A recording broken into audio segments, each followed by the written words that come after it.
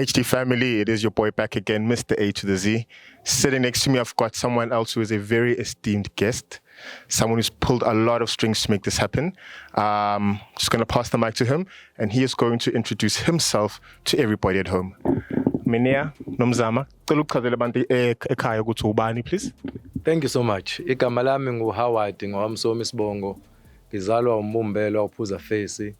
Kaphuma uphuma abafazi bengena suthi keke suthi wentombi. Kamngengana unodlidla khwebula ongcethe ongakholwa izakile. I'm born here in Umthwalume. Oh wow. Okay. So this is someone who was born here, so he knows everything about this place. Baba, please, could you just, Yabolendawo has a lot of history. Please tell us more about where we are and the history behind it. Let me start about Ntelezi Msani Heritage Center. This place is named after a hero who fought during the Bambata Uprising or the Bambata Rebellion or the 1906 Poltex Uprising. In 1905, October, the Natal colonial government passed an act that required all males who were not paying a hard tax to pay £1 poll tax. Now, this was so exorbitant, such that you could work for 6 months for you to secure that kind of money. And it meant that if you don't have that money, you have to sell your goats, you have to sell your cattle so that you could have that money. But also, that was saying to the Africans, they must be able to provide cheap labor, which was needed in the industrial areas. This was met with resistance by the local leaders and the local people.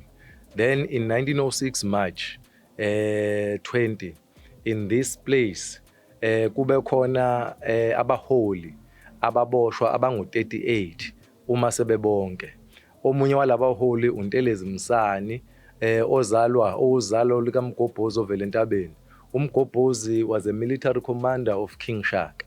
Abathi mabeza ngapha wasecela ukuthi ayibathi bacela bona ukuthi ke bayibhekele inkosi kule ndawo engapha.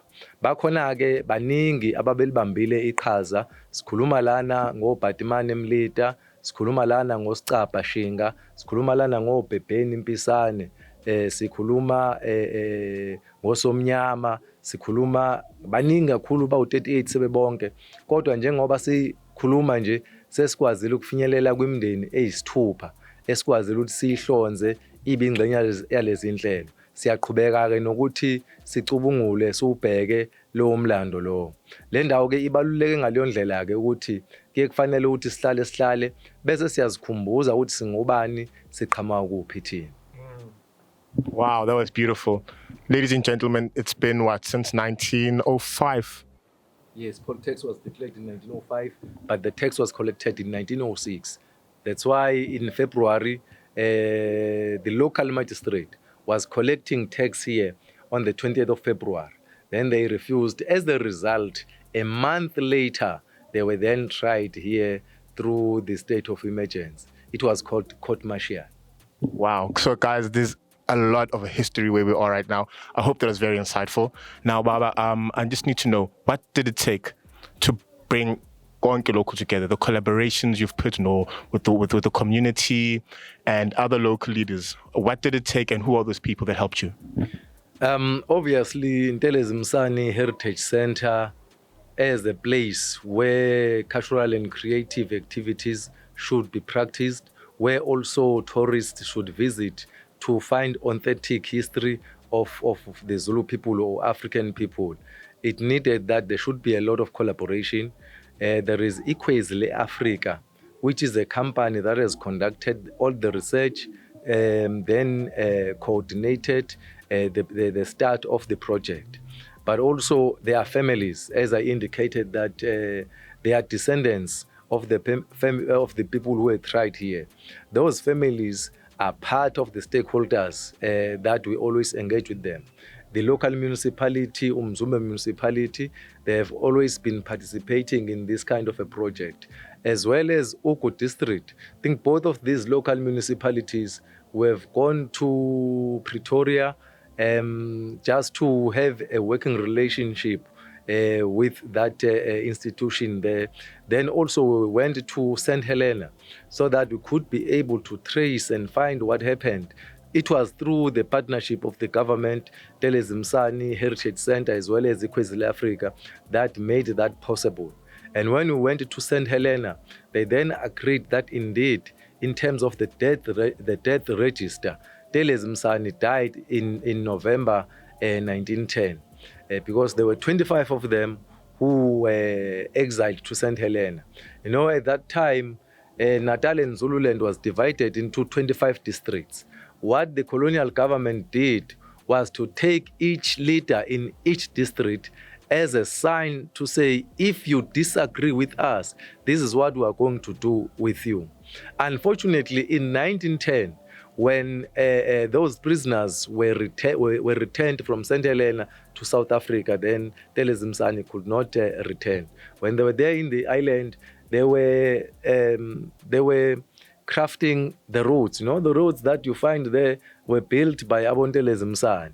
It's why, because St. Helena is a rocky island. You know, when you use a chisel to create the path, to create the road, obviously you will inhale the dust. And that dust, for them, it created lung-related diseases, and that's how they passed. But with the local community as well, we work very well. The CPF,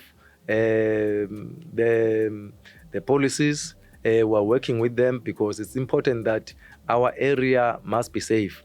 But also the elderly people as well, we're working with them because the wisdom is sitting with them. And every beginning of the month, we've got a dialogue where we include the elderly people, but also for us to make sure that we plant this seed, we plant this understanding so that people will know themselves where they are coming from. We make sure that young people are participating. We've got a good program that we do with the Department of Education, 13 circuit, as well as part of Umdoni circuits, where there is Kurudi Afrika schools program, where the schools are coming in here. They then learn about our history, our indigenous knowledge, our culture, but also they do learn about creative works so that they will be able to generate these kind of works.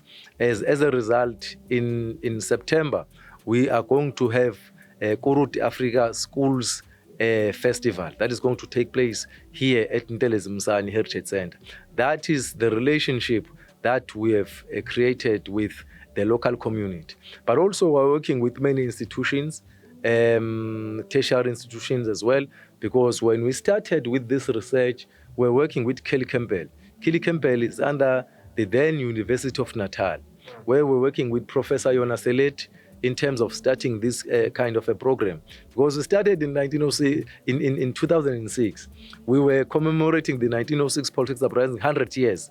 We called it Bambata Rebellion Centenary Commemoration. We're doing it together with the Office of the Premier, and we made sure that President Thabo Mbeki, who was then the president at that time, was there to make sure that he salutes these heroes.